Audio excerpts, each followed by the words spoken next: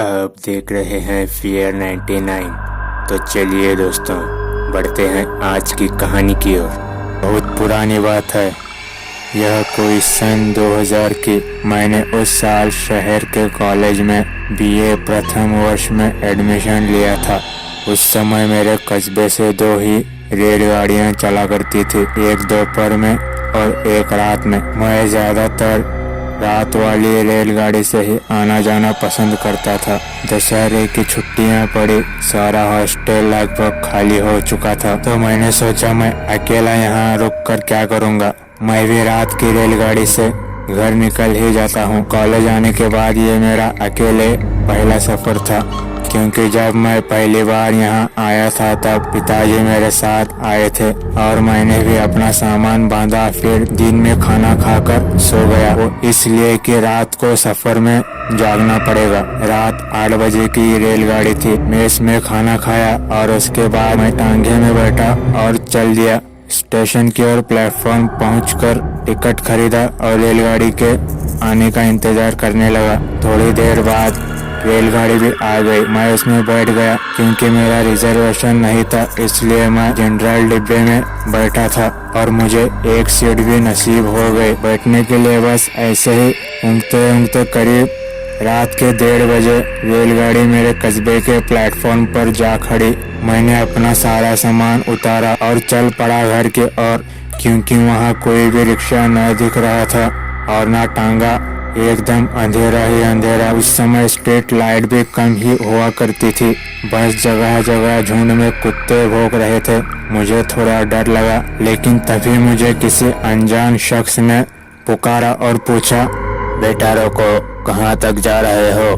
मैंने पीछे मुड़कर देखा तो कुर्ता पैजामा और सदरी पहने एक बुजुर्ग साइकिल हाथ में लिए पैदल ही मेरी ओर चले आ रहे थे। मुझे बहुत अच्छा लगा और मन में सोचा चलो कोई तो मिला। वो तब तक मेरे पास आ चुके थे। मैंने उनसे कहा बस थोड़ा मनिहारी गली के आगे तक जाना है, लेकिन उन्होंने कोई जवाब नहीं दिया। बस वो मेरा चेहरा देखते रहे। तब वो हंसकर बोले, बेटा जरा जोर से बोलो, मैं ऊंचा सुनता हूँ। मैंने कहा अच्छा अच्छा। तब मैंने उनको एक बार और बताया कि मुझे कहाँ तक जाना है। वो बोले कोई बात नहीं, मुझे भी थोड़ा और आगे तक जाना है और तुम अपना कुछ सामान साइकिल के कैरियर पर रख सकते हो, तुम्हारा बोझ थोड़ा हल्का हो जाएगा। और फिर उन्होंने कहा कि वे साइकिल को ऐसे ही बहुत देर से घसीट रहे हैं, पंचर जो हो गई है, नहीं तो कब का घर पहुंच गए होते। और तब मैंने उनको साइकिल के कैरियर पर थोड़ा सामान रख दिया। फिर उन्होंने मेरा परिचय पूछा और शुरू किया, तुम्हारा नाम क्या है बेटा? उन्होंने पूछा। मैंने सदाशिव लाल। उन्होंने कहा क्या तुम गिरधारी लाल के बेटे हो? मैंने कहा हाँ, लेकिन आप मुझे कैसे जानते हैं? अरे हमेशा तो देखा है तुमको, लेकिन शायद तुम्हें मेरी याद नहीं रही। वो बोले। मैंने कहा हाँ, मुझे तुम सच में याद नहीं है। और ऐसे ही बातें करते करते मेरा घर आ गया। मैंने उनसे कहा कि इस गली के अंदर मेरा घर है, अब मैं चला जाऊंगा। फिर मैंने उनकी साइकिल से अपना सामान उतारा, उनसे नमस्ते और धन्यवाद कहकर मुश्किल से 2 कदम ही चला हूँगा कि मैंने सोचा एक बार मुड़कर देखूं कि वो कहाँ तक निकले।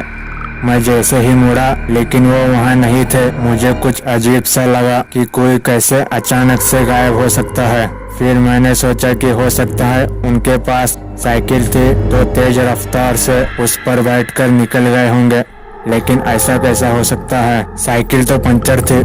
फिर मैंने सोचा मैं क्यों अपने दिमाग पर जोर डाल रहा हूँ, चले गए होंगे तो चले गए होंगे। मैं घर पहुंचा, देखा तो सभी उदास बैठे थे और पिताजी घर पर नहीं थे। मैंने माँ से पूछा तो वो बोली कि पिताजी के एक दोस्त थे, उन्हीं के यहाँ गए हैं। मैंने पूछा इतनी रात को? हाँ बेटा, वो अब नहीं रहे तो जाना ही पड़ेगा। माँ बोली। मुझे ये सुनकर थोड़ा बुरा लगा और मैंने माँ से पूछा कहाँ रहते थे? माँ बोली आगे जाकर ही रहते थे, सदाशिव लाल नाम था उनका। आज दोपहर रेलगाड़ी की पटरियों के साइड से अपनी साइकिल लिए चले जा रहे थे। पीछे से रेलगाड़ी गुजरी, कान के बहरे थे इसलिए सुन नहीं पाए और रेलगाड़ी टक्कर मारते हुए चली गई। उनका सिर वही जमीन पर पड़े बड़े पत्थर से टकराया और वही उनके प्राण निकल गए। अब मैं बिल्कुल सुन्न था, वो इसलिए कि जो मुझे अभी स्टेशन पर मिले थे तो क्या वो सदाशिवलाल जी की रूह थी। तो दोस्तों, मेरे चैनल को सब्सक्राइब करना और बेल आइकन को प्रेस करना ताकि मेरी हर नई वीडियो की नोटिफिकेशन आपको मिलती रहे और अच्छे कहानियाँ आपको सुनने को मिलते रहे। तो चलिए दोस्तों, आज के लिए कहानी में बस इतना ही। मिलते हैं अगली कहानी के साथ, तब तक के लिए goodbye and take care.